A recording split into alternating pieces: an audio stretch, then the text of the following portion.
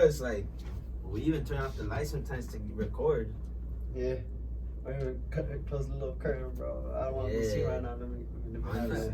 All right, fellas. We're here. We're in the house, and I want to welcome you to JTD LA Storyteller Podcast. Man, it's good to be seeing you all right now. How's everybody doing? Good. Thank you for having us, bro. Appreciate you having us, man. 100%. Oh, 100%, yeah, this man. place is pretty good, bro. It's nice. It's Oh, yeah, man. And it's good to have y'all in it because I realized, look, let's get the VVs in one at a time. Yes, sir. If we got to do a part 1 and then a part 2 and maybe even after that a part 3, then why not? And then Forbes made it this time because last time got caught up with the work hustle. Yeah, I had a haircut I had to get. I was looking a little too musty, man. I had to go. He said, "I'm gonna be on camera. I gotta go get rid of this." Actually, where'd you get your haircut? I actually went to a new spot called Neighbors over there in K-Town. I was iffy about it because last time I went to get a haircut, they fucked my lineup up, bro. So I was like, man, I'm scared of shit. You still pay them when they fuck your shit up or nah? Yeah, but I pay them. I just don't give them a tip, bro. Because at the end of the day, it's still their job and shit. Yeah. But yeah, I went to this new spot and bro got down. He got down, so I was like, yeah, I fuck with that spot. So I'm gonna start going back there. It's again. tight. Hell yeah. Bro, I was having Bro, I don't even flashbacks. let him line my hair up. I go home and I mess with it like with some pliers and like a razor. It's sensitive when it comes to your hair for real. Like it's what you have at the top of your head. It's what everybody sees other than your bro, I got a big other head, than so I your got face. It's what everybody sees. So the haircut can be sensitive territory for sure. So you said Neighbors, right? In K-Town? Neighbors in K-Town. Yeah. Okay, for sure. Neighbors in And just to be K-Town, certain, we are here with Forbes and Don C, as well as Fweago, who is a hard person to reach sometimes. So it's a real special session. Yeah, it is crazy. Yeah. It's dope. Yeah. Bro. Absolutely, man. What a pleasure. And what I want to do is listen to a little bit of the album because that's kind of what we started doing last time with the fellas as well. And the track we were basically left off on was Bounce. Yeah. So I kind of want to get into Bounce Bounce for a minute, just to get there, just to chill with that sound for a second. So let's host it up. Give me a sec. Bounce is crazy, bro. I'm not even gonna Bounce lie. is crazy, That one- dog. Making that one, I was iffy about that one too to begin with. That was a song that honestly, like, it wasn't supposed to get out of the studio. It's like we were looking for beats, and then that one came on, and I think George started messing with it first. Two says, and like it just ended up coming together where everybody was like, all right, I'm gonna write to it, I'll come back, or I'm gonna get on it right now. Wow. And it's like, so we kind of we basically Duce started the song, but I don't know if you could tell, kind of like Ham is the one like orchestrating the song. He ended up kind of taking over. Yeah, like he raps in the first half, and then the beat switches up, and he comes back in, and he just punches out the second half of his verse. So like the middle of his verse is like the chorus. Yeah, exactly. And I think what's interesting too is I look at the numbers.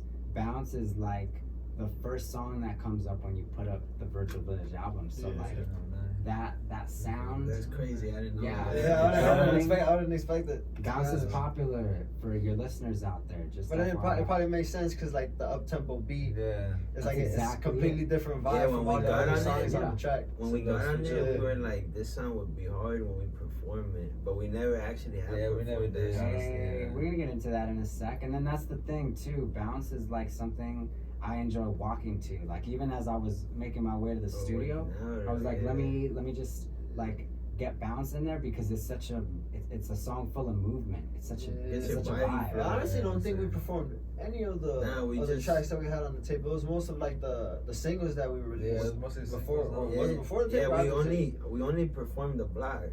Right. Yeah, we performed the block and members only, but members only I don't think it's on the tape. It's no, like it's not. We You kind of like added it later, but it's hard to find. We wanted to put it on the tape, but we were delayed honestly on dropping the tape because like at first we were all very available, and then out of nowhere we all got busy because work came back. Well, that too, and you published December, so like you were definitely coming up on that holiday season. Yeah, You know what I'm saying? So I could see everybody getting swallowed up with the family duties. Yeah, like we were trying to drop it, I think in like October. Yeah, or even before that. Yeah, like September, October. Hey. We were working it, we were working on But that it was thing cool for a while. because the reaction to it was cool. That's like, right. Yeah. That's right. It So was let's cool get to into Bounce. recognition. Let's get into it. Let's see.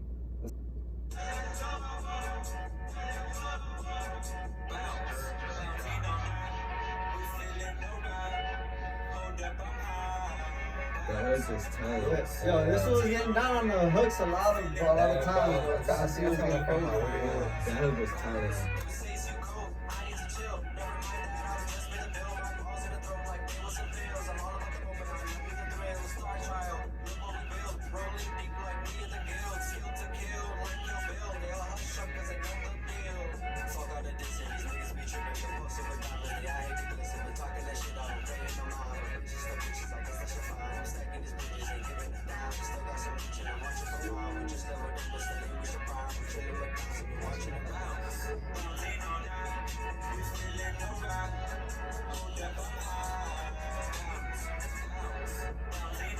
Yeah, this beat is different.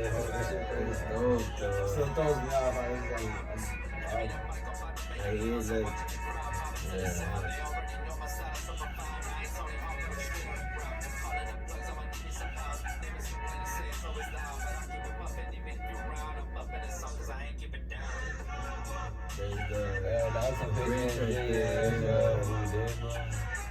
Hey, who came up with that idea to do that? It was you, huh, Fweago? Yeah. I was like, go back in because he hadn't finished his verse. But here he goes in.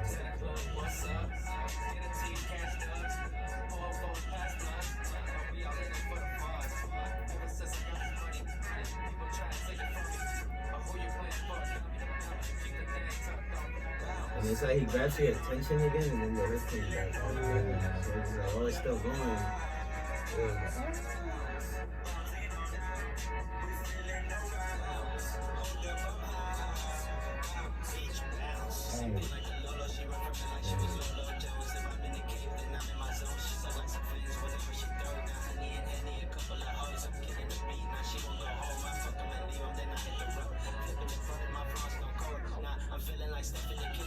Yeah, this was crazy. The song is hard.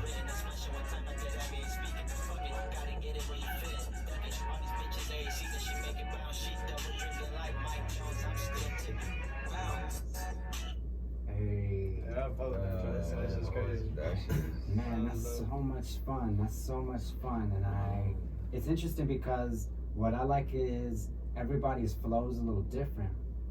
But the way Fweago comes into that song to just fire out this verse real quick, man, that's fierce the way it comes through. And everybody's flow is just balancing out the song, even though that crazy movement keeps everybody kind of up on guard. Yeah. That's all. I'm tempo too. That's beat. Yeah. Forbes came in hard for It was that. a different. man. It was a different type of like. I'm not used to rapping that fast and like that up tempo. Mine is kind of like a little mellow. So writing verses like that to me were always different. Bro. Yeah, man. I like it. Yeah, it's cool. Damn. Yeah, it's crazy because like from the first time I went to the studio, he had the block. The way the tape came about is that he had written to that beat and he's like, I have something. So he spit the hook for it, and then like when he went in the booth, he's like, oh shit, fuck it. And then he goes in the booth and he closes the curtain and everything. And then as soon as he punches in, mind you, like he said mute me so that we wouldn't hear him, but like they unmuted him so we were hearing him. And I'm just like, man, he sounds like he belongs in there, like, you know, like, And it's crazy because the hook for the block wasn't originally the hook for it. That was like my verse for it. Yeah, so Aztecs, Saul, the producer, he ended up switching it around. I forgot who decided to switch it around. But yeah, I came out and I heard that and I was like, oh shit, actually sounds a lot better than what I had pictured in my head. Like, yeah. Especially because the beat builds in the beginning, you know, like it creeps in. Yeah, of course, man, of course. And I think that I love that's like the second track, but the first song on the album. Yeah, that was the foundation. Just to make it clear, like, look, these are genuine voices from the neighborhood.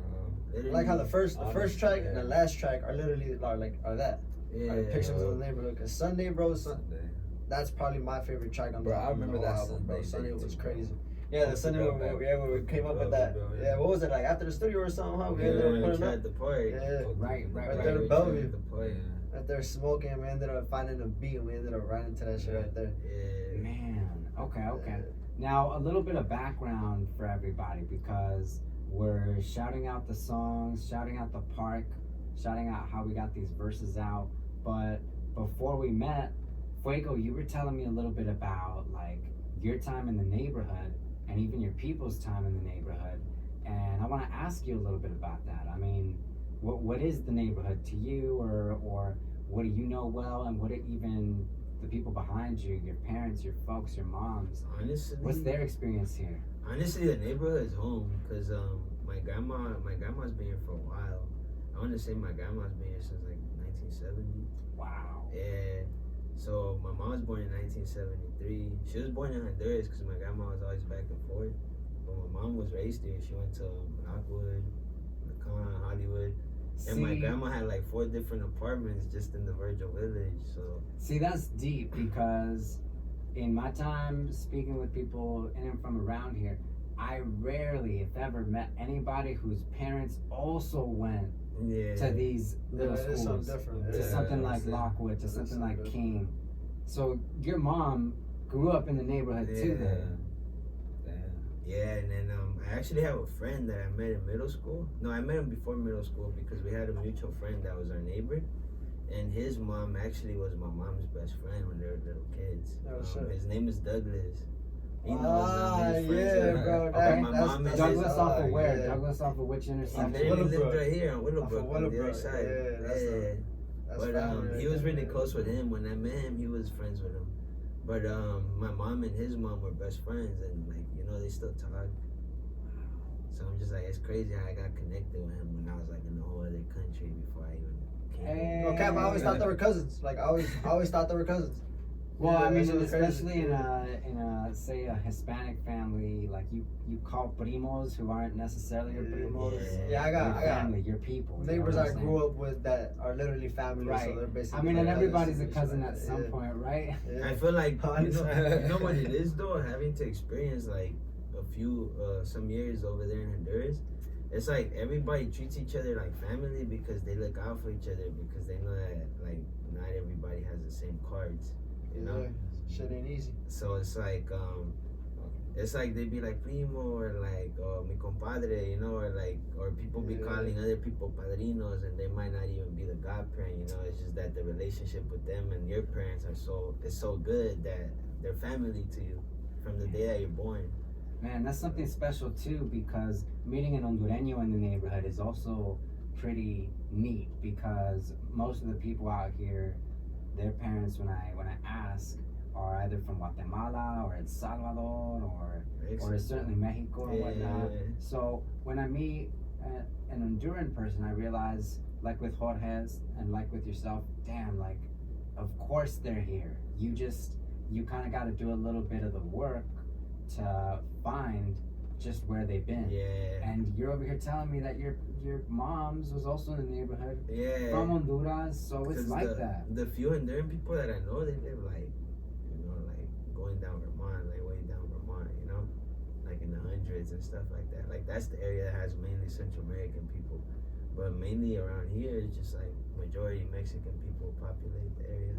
Like almost all my homies are Mexican. It was either Mexican or South. Like my whole building growing up was Mexicans and Salvadorians. And now there's Salvies and Guatemalans, but it's rare to like find Honduran people. See, and it's special because when we were speaking with Jorge, he was saying it was mainly himself as well as Fweago who were doing a lot of the managing for the project. Yeah. So if not for that route, if not for that background, because you were also telling me that you grew up around a lot of music in that Honduran household, just like he did with Punta. And over there, my grandma used to have a restaurant, so the band he was talking about, Casabe, they actually were always at my grandma's house eating. Man, that is a wild connection. That was like the closest that I ever been to like a musician in a sense, like aside from work. But I mean, when I'm at work, I treat them like regular people, because everybody wants to feel human at the end of the day. That's right. But like I remember there was that, and when we first came over here, my aunt had a friend that Spanish. So him and two other friends of his, I think he was Honduran as well. They were making reggaeton music. And I don't know how the hell my uncle was able to do this, but he was able to get them to perform at Honduras Kitchen. And I was with them when I was little. I remember the first time I tried writing music, it was like in Spanish. Reggaeton, but I never saw myself making rap music, but I do love music, like, since I was little. Of course, and just to be sure, Fweago, you were also telling me that you grew up in this household with this family who loved this music, and then what's also true for you is that you were born in Honduras. Yeah. So you weren't born in the neighborhood, but you're a part of this neighborhood. Yeah. But you were actually born out there. Where? Like in what city? In San Pedro. San Pedro, Honduras? Yeah. So is that like a main city out there? Or Yeah. what? Yeah, it's one of the biggest. You would say it'd be like more of the city life, part of the... But we would barely like be there. We would always go to the pueblo because I feel like that's where everybody feels like home. Wow. Even like when when your family travels, Shout out they take to it to the Pueblo. Yeah, pueblos. something different every time I go to Mexico every year, bro. You're riding in the First back of a 2 truck, years, we you know, were going to the pueblo, my grandma's actual Pueblo house. in the house. Yeah, bro, and that thing was, bro, dope. The food over there is different. Lately, we've been going to like touristic spots like Tulum, freaking That's what you need, and bro, stuff like you that. know? And it's different because you don't see many of like the people that actually live there. It's more touristic people now. And Now then I it's want to like- get the feel of like Mexico itself, And bro. it's Like I love when it. you meet those Wow. older relatives, it's kind of like when you walk into a record label or a fancy building, Yeah. you just see the end result, but you don't Yeah. see like what's Yeah. below it or I how it like came that. I up, you love know? that. It's I like love that you probably analogy. went to meet like a second aunt, you know, or a grandma's friend, and then you're like, Yeah. damn, so this is how my grandma grew up. Bro, meeting my grandma Crazy, alone was man. different, bro. That You thing was know? crazy. Never thought I'd meet the lady. Right. Yeah, bro. That, bro, she changed my world, bro. She's amazing. So when did you meet your grandma? This was, I want to say, How old were you? I was 17, maybe 16. See, The first time I went to Mexico and I met her. See, exactly, and I think that's a big deal because, especially when you're coming up here and you're getting used to life in the city, seeing LA, the grit, the hustle, the bustle, you for a while you're not even aware that there's a bigger picture Yeah. that, like you said, Honestly, made me look at life a lot different. Because I'm like, I have a cousin out there that's literally a year younger than me. His life is completely different than how I'm living out here. Like I'm thinking I'm over here struggling. Like, yeah, I got some struggles, but the struggles out there are completely different. They got like struggles that last in every day. Mine are gonna eventually end, and I'm gonna find some new ones. But bro, over there it's just continuous, bro. It's crazy. it's big facts, and I feel like that's something that a lot of young people, young men like us too, that's something they gotta go out and see. But you gotta get to 17 first. Yep. You know what I mean? Yep. And not everybody gets to 17 That's like true. that. Like sometimes coming up in the neighborhood, by the time these other young men, our contemporaries, are 17, 18, 19, they've already spent time in jail. They already know law enforcement far too well. They have been caught up in a little bit of a cycle, and it's hard for them to break out of that. So for you to get to 17 and then finally meet your grandma, and for you to come from Honduras and remain connected to those roots, that's a big deal. And Virgil Village is this name too, which in Espanol is going to translate to Pueblo. Yeah, that is. Pueblo de Virgil or whatever, like something of that sort. And so at the end of the day, it's interesting because we live in a city, but your connection, your roots, your pueblo, that's still just We're a all small village people at people. the end of the day. That's Literally how it was right here. Straight Going down to any liquor store, all the cashiers, I would know them. They would know me. Always saying hi, what's up, everyone.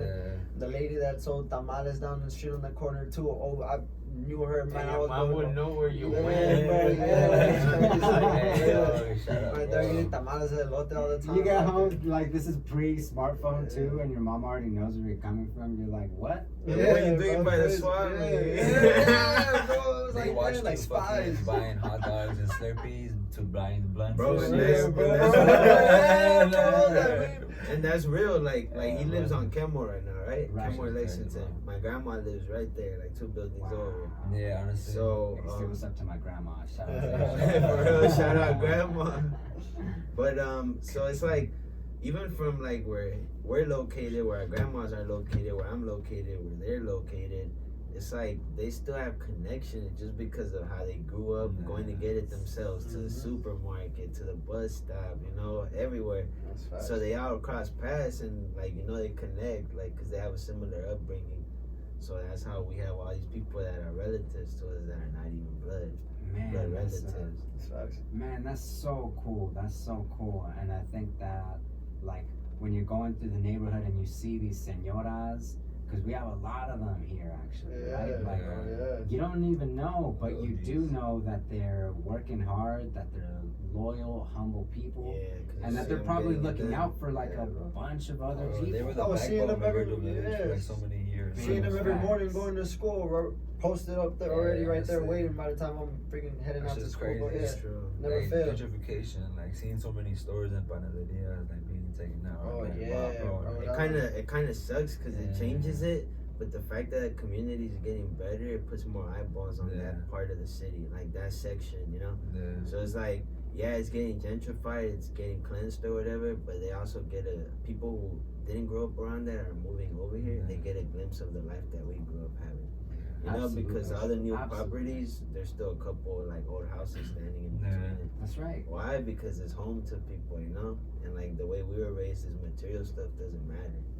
So that home might look a certain way to a certain perspective, but that's home. You know, it's like families in there. That's right.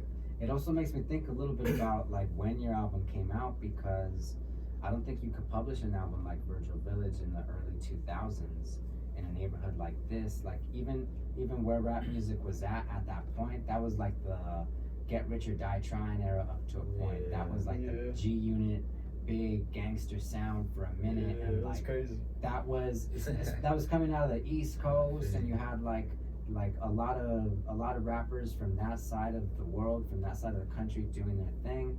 But it would take the music changing a little bit and the music spreading a little bit for rap and what like was heard as rap became something bigger, something that more and more people could participate. I feel like, honestly, I don't mean to cut you off. I feel like we're the perfect generation. You know, it's only right that we're like, shout that out. It's only right that like the 90s babies are like the last generation before, you know, the internet took over. Hey, shout that out. Say that one more time. It's true. It's real talk. It's like, it's a blessing to be a 90s baby because our roots, you know, where do our parents come from? The 70s, the 60s, where our grandparents come from, the 50s. You know, so that's like most of the history of the country is anywhere from the 50s to like the 90s. And we were born in the 90s, so, you know, our grandma gave us a perspective of the 60s, 50s. Our moms gave us the 70s. You know, we have uncles and cousins that play fight with us that are older than us, that treat us like little brothers, that are from the 80s. So it's like there's not one thing that hasn't been passed down to us, whether it be music, lifestyle, you know. I feel like we're very cultured. Big facts. Big facts. I'm very blessed and appreciative. That's right. That's right. I really appreciate Fweago noting that too, because you know when I listen to your voice on this album and also your work beyond the album, I'm like, man, that's a lot of perspective. That's a lot of insight, and to know that you credit the Fam Bam and coming from this family tree, coming from, like you were saying, this building that you see the end product of, but that took a whole lot of work to build actually. Man, that's what you gotta know. Like in these raps and in this flow, there's a lot of perspective, and it's something that folks have lived just as well, as we were saying with Jorge. And so that's what makes it an authentic piece of work, and something that anybody from here, especially these 90s babies, like we were saying, are really gonna feel. And so this is for the 90s kids, and this is for everybody who was here just before the internet completely changed the world. And that's something that you gotta hang on to. And then this is like for the people that are like us, that are still trying to get it no matter what life throws at them, you know? That's right. Because like, I don't know, like life throws a lot of stuff at you, but at the end of the day, it's up to you, you know? You make your decisions on your own. I never had a like father figure until like I met my stepdad, but that was always heavy on me by my mom. Like the decisions you make affect you. Sometimes they affect the people around you.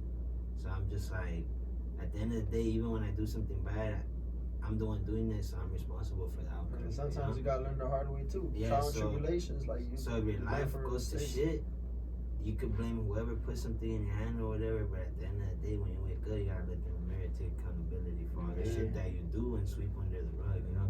Let that be heard. Let that be heard. Let the village. Like, I'm heavy on that, bro, because a lot of the people that we grew up with, you know, we still talk to them and everything. But they're in jail, you know, or like they're dead. Like there's no coming back from that, you know? One quick mistake that you make could ruin your life or affect everybody else around you. And on the other side of that coin, that's what excites me about Virgil Village, the album. You have young people, because this is all, everybody here is still just getting started, taking the time to put something creative together, as especially 5 different heads and a DJ, and for the neighborhood, and from the heart, from a real place. And so it's the beginning, as I was saying, not the end necessarily of all of this work. Like, if tomorrow you decide that you're gonna go at this one more time, that you're gonna do it a little differently or whatever, so, man, that's what the neighborhood needs. It needs to see young people getting into that creative space and making something out of all this hustle, out of all this effort. Just keep going. Every time. It's like Nipsey was heavy on that, you know? We all love his music, you know? Like, might not be from the same community, but it's the same community, if that makes sense, fact. You know? Absolutely. So it's like everybody's trying to get through the same circumstances and figure out the same problems, just the situation might be a little different. Absolutely. And when did each of you begin to put some of your thoughts down on paper? Because we were also talking about that just before we started. We were talking a little bit about how at some point you had all these verses that you just jotted down, but are any of you able to recall when that really started for you personally? Like, when did you start to put things down on a notebook somewhere? So when I was small, you know how I told you about that like Spanish group? Yeah. Me and my cousin, I have an older cousin, his name's Christian. He's kind of like a big brother to me. So we would try to write like music in Spanish and show it to those guys, you know, and like they would just laugh and like, oh, like it's cool. And, like, it might not seem serious, but I know to them they're like, oh, cool, I'm giving this kid like, you know, an idea or like and you're talking about like when I was like 7 years old, 8 years old. Okay. You know? Okay. But it's that like when you grow up over there, you kind of, I feel like a 7-year-old over there is like a 4-year-old here, you know, like a 10-year-old over here is like a 7-year-old over there. Kids out there are grown. Yeah, because over there in the Pueblo, you know how we're talking about everybody knowing each other. Right. So over there you could walk from your like grandma's house to like the corner store to the park with a bunch of other kids from the neighborhood. Like if you guys are relatives and they know that there's somebody up the street. Kind of like if they're like policing us, you know, they're like, all right, he just passed by the park or he's over here. So they don't really have to fully worry as opposed to right here. A lot of people leave the house and don't make it back, you know? Big facts. They don't bunch up the way, people here don't bunch up the way that they may out there, where the pueblos are more tight-knit. Yeah, over here everybody's trying to like, it's like survival of the fittest. And that's over what a there, lot of they people survive as a unit. That's what I heard. That's what I have heard before when people from out there, especially on the Latin American side, get out here, and maybe even slightly later when they're slightly older, like around 17, 18, 19, they've said things along the lines of everybody's out here on their own. Yeah. Out back home, there's far more of a feeling of community to living in the city, living in the pueblo. So that's something that I appreciate you bringing back up for us. It's like over there, your backbone is your community. Over here, you know, we're the backbone to the community. Right. Because we're still standing, you know, we still represent the community even before it started changing.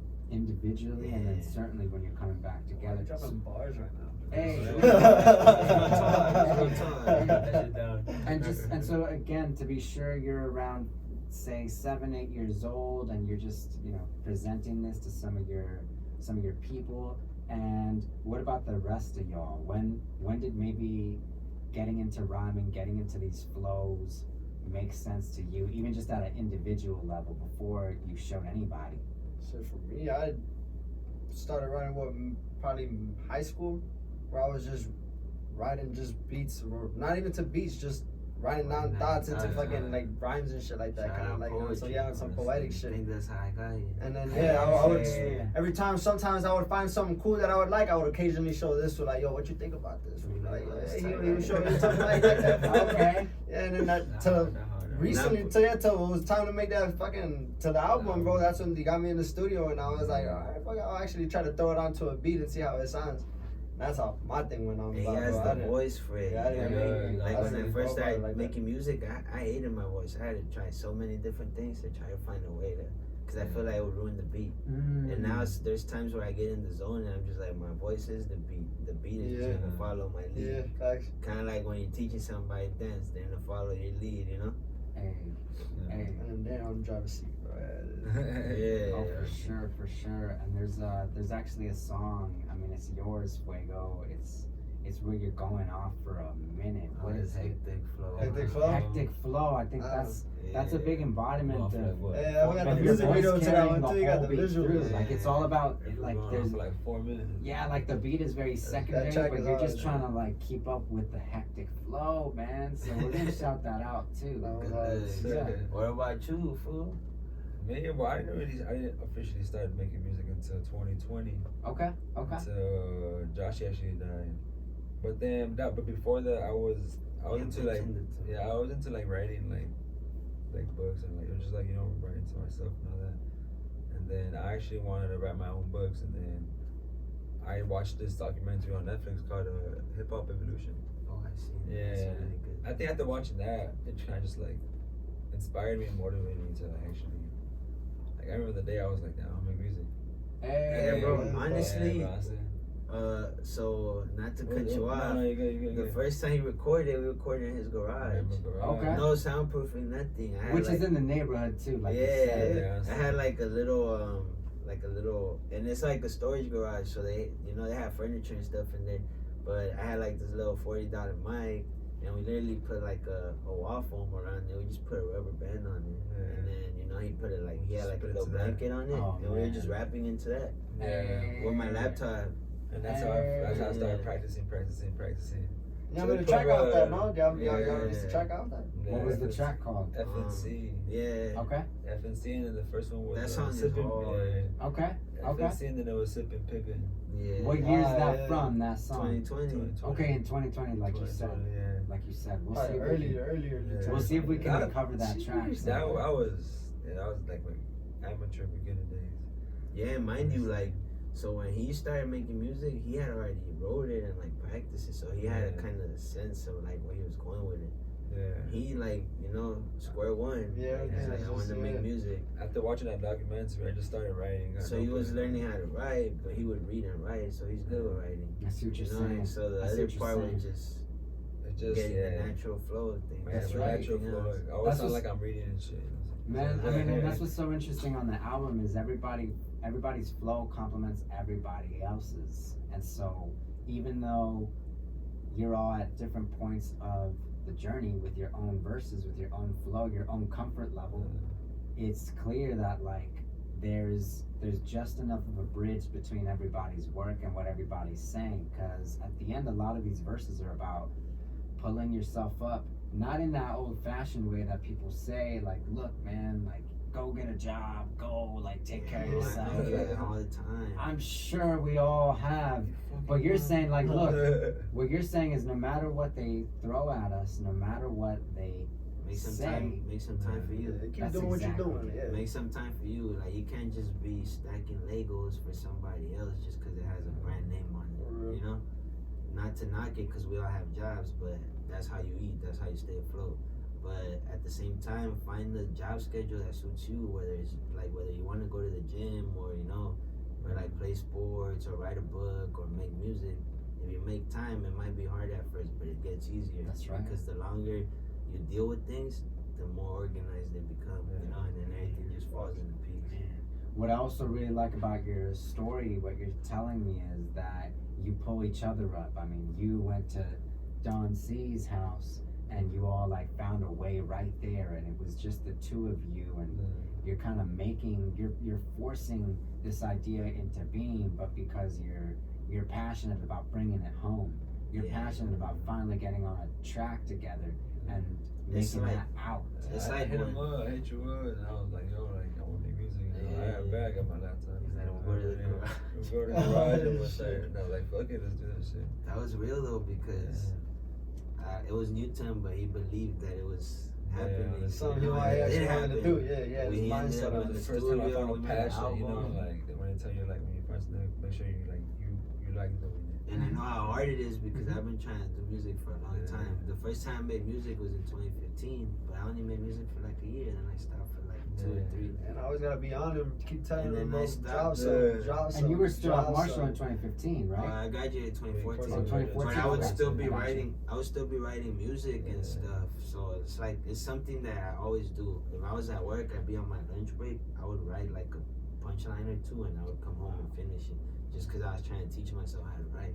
Wow. You know, so like my writing would come from the top of my head, and then little by little everything gets better. You know. So it's just like what you're saying. Go ahead, Form. Yeah, my bad. I was gonna say, it's like these two are different because they could just write a verse without a beat and find a beat and just throw that verse on the beat, bro. I can't do that. I have to find a beat and specifically write to that beat, bro. I don't know how you guys do that.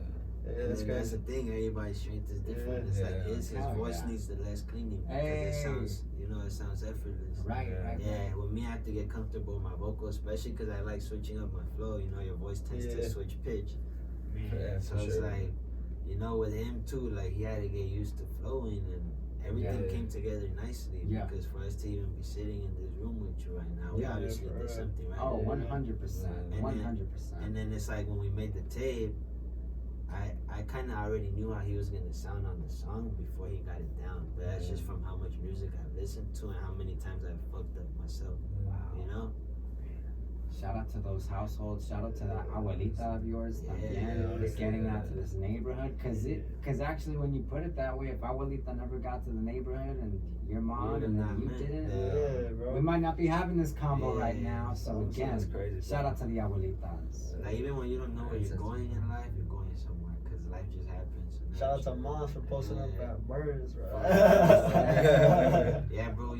We've been knowing each other since we were 10 years old. 10, 11 years old. Right. Yeah. You also shouted out these blocks. Yeah, you shouted out. Somebody shouted out Monroe, so somebody was at Monroe for a while, right? They used to live in Monroe, Burns, on Lockwood. Okay. More. Yeah, it was all over from, what was it, Santa Monica all the way to Melrose. Of course. Everybody, we had people on every block that would say what's up to everybody. Yeah, everybody here knows everyone on Vermont. Everyone on Vermont knows everyone on Normandy. Everybody knows somebody. That's right. On Virgil Village is notorious. That's why, I don't know, I think we're blessed to live here because, everything is connected. There's other areas where people don't really connect with each other. Not to talk crap, but Glendale considers itself its own community. Sure. So not everybody's welcome. Sometimes you get outcasted just by looks. Right here, everybody's the same.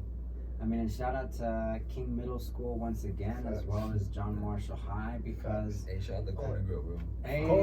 Much love to the Corner Grill. Say that one more time. What's the Corner Grill though, for somebody who doesn't know? Bro, every morning, not every morning, after school, to buy the fucking $1 French fry bag. Right across from the school. I can't believe that was $1. Bro, Point Doom too, y'all Point Doom, cut for what was it, $1 or $2, bro? And then you remember how mean they would season them? Yeah, bro, that's what it was. The seasoning was like crack on that, bro. It was crazy. I don't give a fuck. I still eat that salt loaded. Salt loaded like that. And then our PE teachers would catch us when we were running the mile crossing the street. Still get the mile done though. Yeah, it's so funny, man. I'm surprised, especially after all this time, that they even made it work like that, because when you have all these kids, a mass of them, they look like a flock of pigeons, and they bombard your store, like from the inside and the outside, and you're selling fries for $1. Where do you even put all the change? But think about that. That's a couple hundred kids coming out of school, bro, from 3 to 4, bro. That's a couple $100 just within an hour on French fries. That's crazy, bro. 30 minutes. I hope that family's okay. Honestly, bro. And if that family listens to this at some point, please, you are more than welcome to JTLA Storyteller Podcast. Oh, that would be 100%, because I want to know where they went, what they do with all that fry money. That's not making them fries, bro. For real. Corner Grill was golden. That's right. Staple, bro. Yeah, the Corner Grill. Everything was so different back then. The Radio Shack was it? Hey, it was Circuit City, bro. So many fights in those parking lots, bro. Oh, that's so funny. Even the chicken spot looked different before.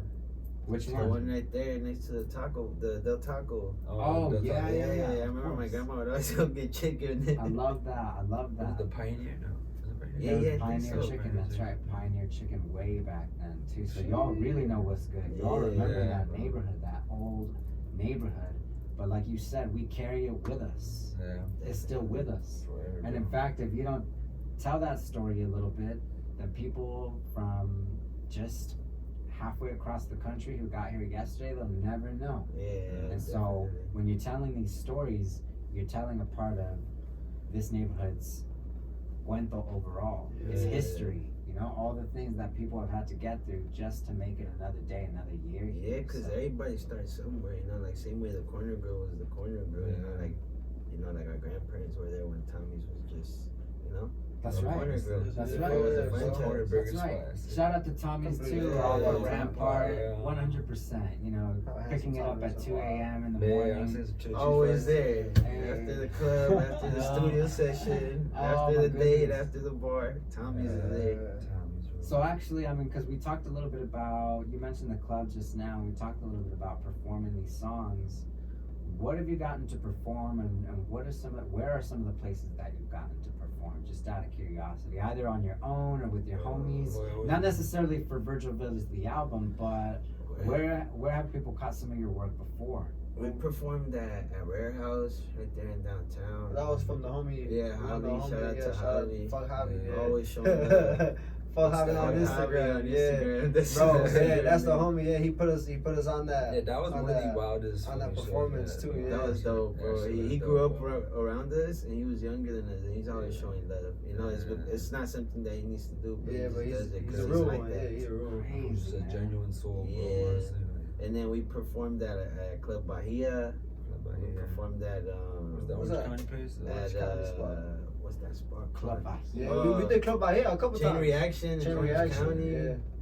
Chain did Bahia a Reaction, couple Orange times. Yeah, County. Club Bahia. Club Bahia. And then That's cool. But that one was the craziest one. Yeah. Was it the first performance? The first show? Yeah, or the the- first time we performed. Yeah, that was crazy, bro. That was it got crazy. sold out. I Yeah. remember one of our friends was there. Elsie, she got a VIP section. We didn't even know. We get off Yeah. the stage and we're like, bro, what? Like, we about to sign the record deal.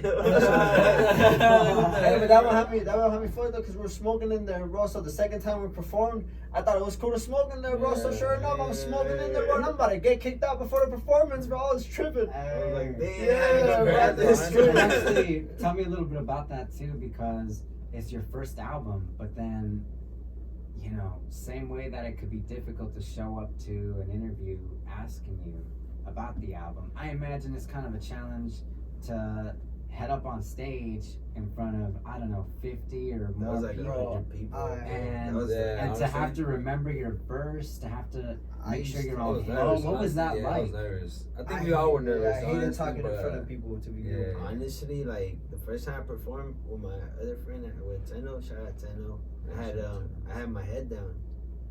So it's like, Wow. so I know what it feels like to be up there. Like I had to smoke a blunt, and, you know, or like take a sip, or like Yeah, not necessarily be drinking messy, there, bro. but take like a shot gotta or a take beer, a beer. and then Just to get some of those Yeah, thoughts out of your just to get head. the- just to let my mind. Yeah, just to breathe, relax a little you know? bit, because you start overthinking things, and you're like, damn, what if I I get forget? stage Yeah, fright, what if I bro. forget? I Yeah. imagine, bro. Yeah, I was like, I get damn. cold feet to this Right. day, bro. That's Luckily, my mom's spaghetti hasn't ended Oh, up. right, right. Hey, but it helped though having Yeah.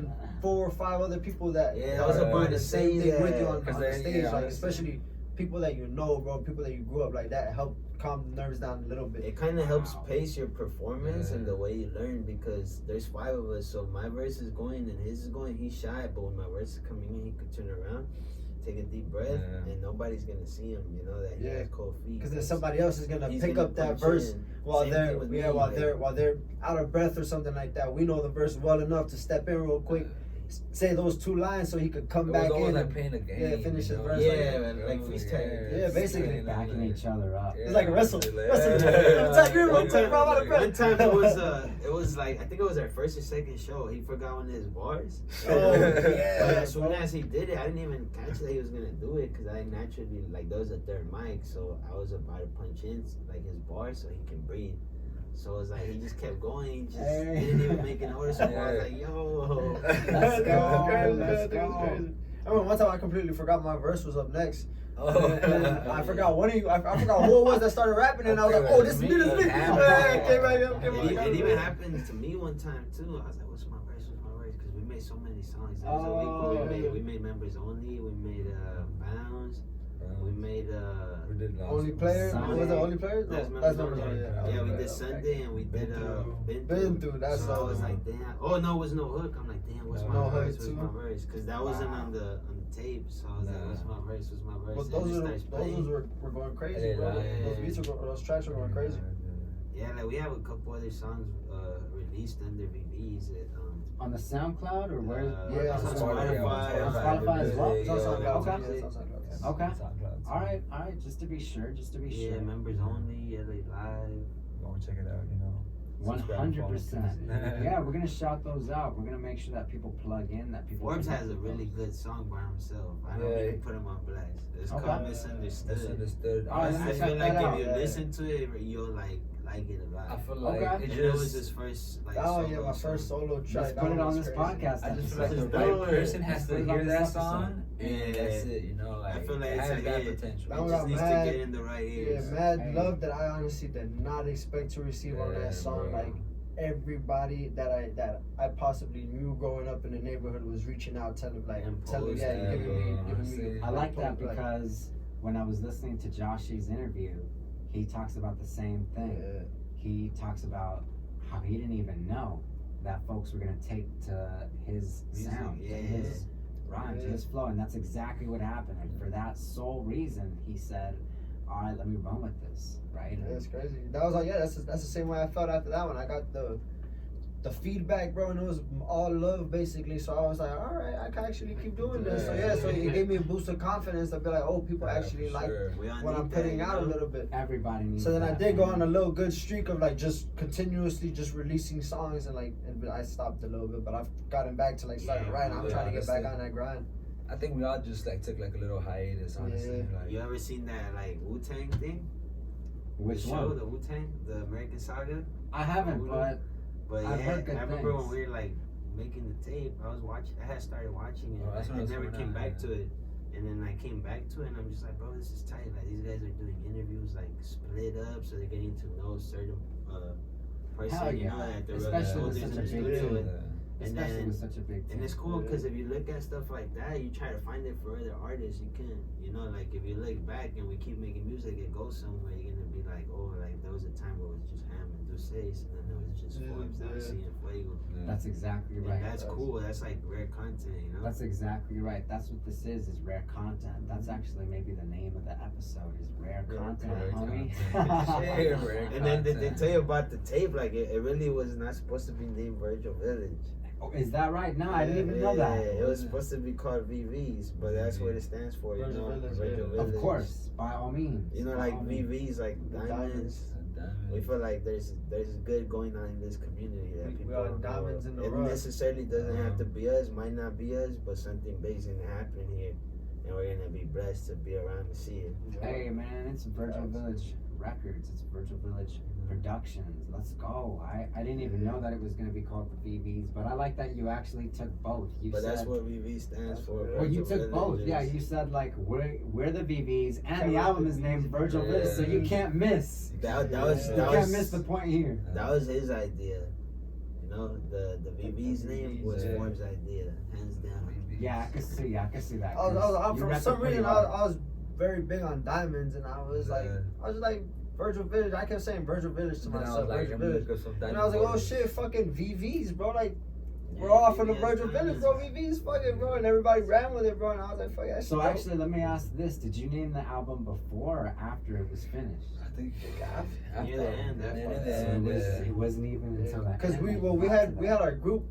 I feel like we had established our group as VVs to be. Yeah. So we're just gonna name the tape like VVs.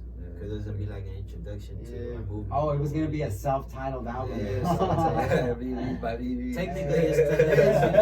Yeah, technically, it still is. Yeah, I like that. I like how you caught that. Our If you know, you know. That's right.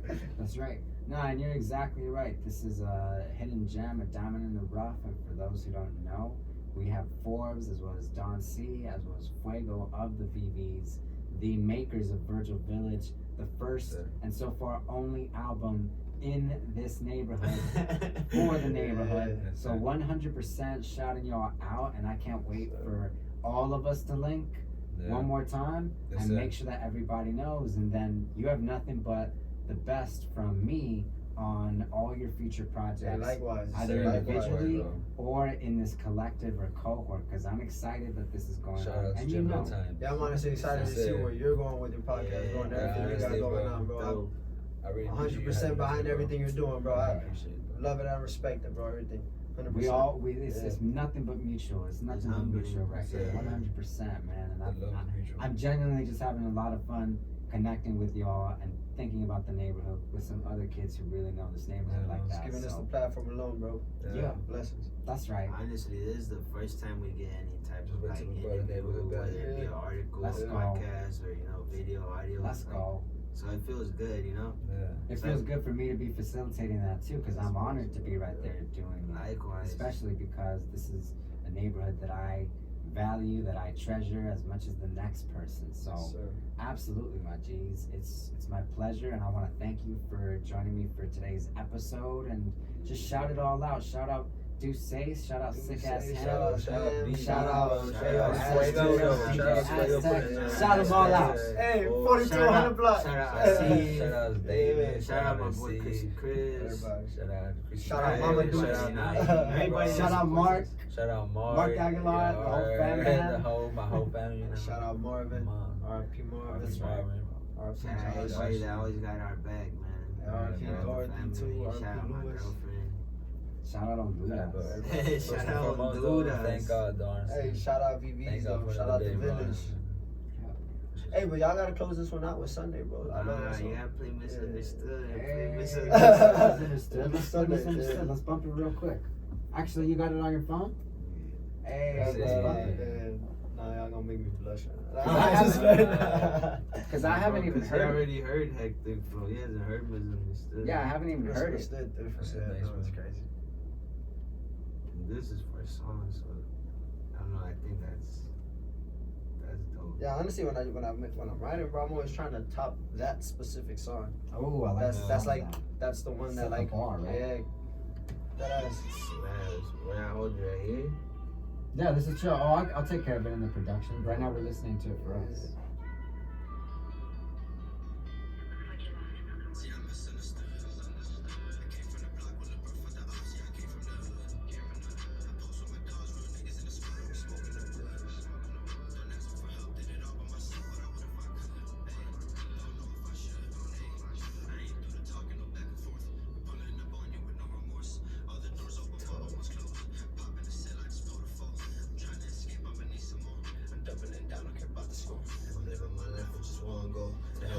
Get her own home, she run up a check for a few bands. I'm still on me and a new man. Instead of same kid, but the back ain't standing. Takes time to come up with a new plan. Stay strapped with a drum, me in the band. You can't comprehend, you don't understand. My brody got locked, the other was popped. They was getting it off for some contraband. Bro, the second verse, bro, to me, I felt that one in my chest when I was writing that one, bro. I love that second verse, bro. This one, yeah, bro. The first one's hard too. That's cool. The beat's cool too, like in just vibe. Bro, I was just nothing but Herbs beat, bro. Shout out Herbs, Into Laws, bro. I was doing nothing but his beats. That's just sad. Yeah.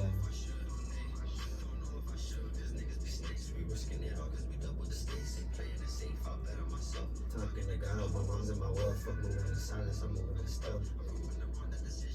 I'm holding my weight and my pants on my belt. I ain't gonna fold under pressure. I'm giving them lessons and lectures. My vision is vivid, I'm painting these pictures, so mama won't see me on stretchers. I got you whenever, getting money however the weather. See my time is ticking, got nobody pissing, I'm popping these pills just for pleasure. See, I'm misunderstood. Hey. Such a tough song, huh? I like that a lot, my dude. I like that a lot. Misunderstood. Yes, Okay. And he just floating over the strings. Hey. Bro. Shit, bro. Good shit, man. I appreciate it, bro. Yeah. I have a couple of tracks out there. I just wanted to show it to you because I know we're gonna come back in here all together, so we're gonna hear the whole tape. That's right. Yeah. That's exactly right. And then, what year is this from? Misunderstood. This was 2022, right? Or 2021, I think. Oh, Yeah, 2021. it was right after the tape. Right after the the tape release. I started like a kind of on my own solo dropping. Right. And do you have your own because you're on IG, but maybe you gotta do like a YouTube. I have 2 videos on YouTube. I got Misunderstood and I got a video for Burns Kids. Okay. That track was specifically made for Okay. one of my homies growing up that passed away. That one. Yeah. That's probably the song that probably means the most to me. Right. Burns Kids. Yeah, that was crazy. Yeah. So which homie was it? His name was Lewis.